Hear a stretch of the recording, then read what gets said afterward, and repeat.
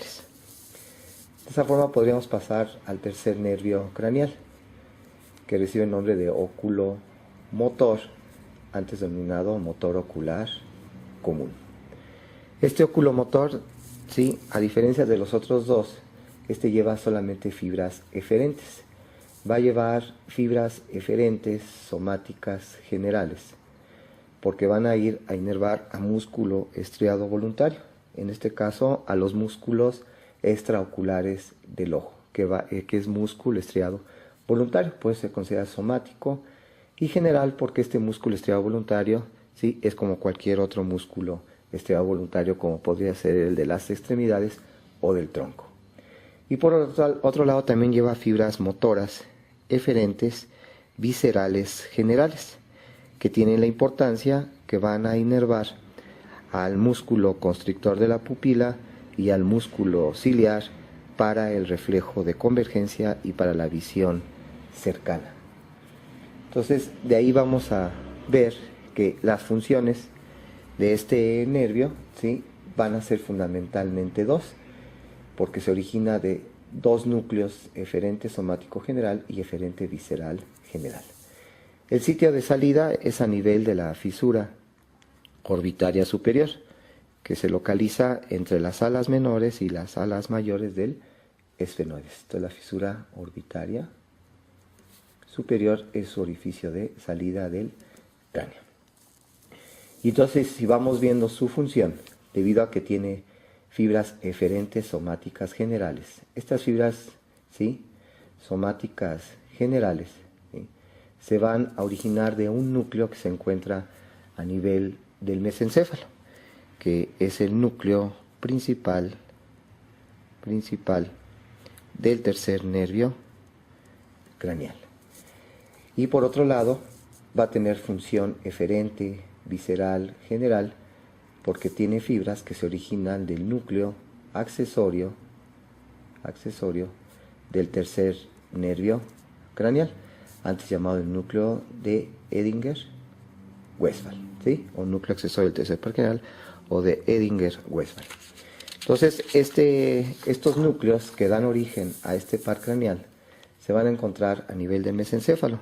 Si hacemos un corte transversal del mesencéfalo en su porción rostral, es decir, a la altura de los colículos superiores, aquí tendríamos los colículos superiores con el acueducto, ¿sí?, cerebral, acueducto de Silvio, y aquí lo que sería la sustancia nigra. Y cuando estamos a la altura del colículo superior, pondríamos los núcleos rojos. Entonces, ya estudiamos cuando vimos los cortes de la configuración interna del tallo cerebral, tendríamos aquí el núcleo principal del tercer par craneal, ¿sí?, que se localiza, ¿sí?, a nivel del tegmento o calota del mesencéfalo, por delante del acueducto cerebral, a la altura de los colículos superiores. Este núcleo principal del tercer nervio craneal está formado por pequeños subnúcleos que van a inervar a los músculos extraoculares. Entonces van a salir las fibras de este tercer nervio craneal, van a relacionarse con el núcleo rojo y van a salir en la cara anterior del mesencéfalo, que es lo que se denominaría el origen aparente de este tercer nervio craneal. Si vemos la cara ventral del mesencéfalo y aquí del puente, con el surco basilar, y entre los dos pedúnculos cerebrales, ¿sí?, la fosa interpeduncular, vamos a observar aquí que a los lados de esta fosa interpeduncular, ¿sí?, en la cara ventral del mesencéfalo, ¿sí?, muy cerca en su unión con el puente, va a estar emergiendo las fibras del tercer nervio craneal, que es se considera su origen aparente, ¿sí?, y que lleva fibras, en este caso, eferentes somáticas generales, que nacen del núcleo principal del tercer nervio craneal. Pero ese tercer nervio craneal también vemos que en su cara, en la porción dorsal, es decir, por arriba del núcleo principal del tercer nervio craneal, dorsalmente a él se encuentra el núcleo accesorio del tercer nervio craneal o núcleo de Edinger-Westphal, ¿sí? Estas fibritas, ¿sí?, van a ser neuronas parasimpáticas, es decir, que estas neuronas parasimpáticas dan origen, ¿sí?, a las fibras preganglionares parasimpáticas.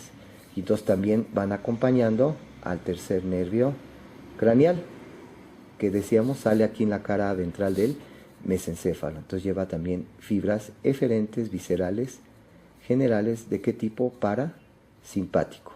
Recordemos que el parasimpático también se denomina cráneo sacro porque tiene neuronas que se originan en el tronco cerebral y tiene neuronas en los segmentos sacros de la médula espinal de S2 a S4. Entonces quiere decir que este tercer nervio craneal, cuando sale por la cara ventral del mesencéfalo, lleva fibras eferentes somáticas generales y eferentes viscerales generales parasimpáticas. Este tercer nervio craneal lo que va a hacer posteriormente es relacionarse con el borde libre del tentorio, ¿sí?, o tienda del cerebelo, ¿sí?, y se va a dirigir hacia adelante a los lados de la silla turca donde se encuentra el seno cavernoso. Entonces aquí tendríamos la base del cráneo, el piso anterior, ¿sí?, aquí los peñascos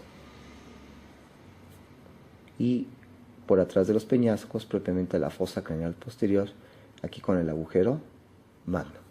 Entonces este tercer par craneal se va a dirigir hacia adelante, se relaciona con el borde libre del tentorio o tienda del cerebelo para dirigirse hacia los lados de la silla turca donde se localiza el seno cavernoso. Entonces llega aquí y pasa por las paredes laterales del seno cavernoso y se introduce a la órbita a través de la fisura orbitaria superior. De esa forma entra a la órbita, ¿sí?, a través de la fisura orbitaria superior. Y las fibras eferentes somáticas generales van a llegar para inervar a los músculos extraoculares. Entonces va a inervar a los rectos del ojo, que sería al recto superior, al recto inferior y al recto medial. Y va a inervar a un oblicuo del ojo, que sería el oblicuo menor, ¿sí?, o oblicuo inferior. Y también va a inervar al músculo elevador del párpado superior. De ahí que una lesión del tercer nervio craneal provoca que el paciente, ¿sí?, tenga ptosis, es decir, que se caiga el párpado, ¿sí?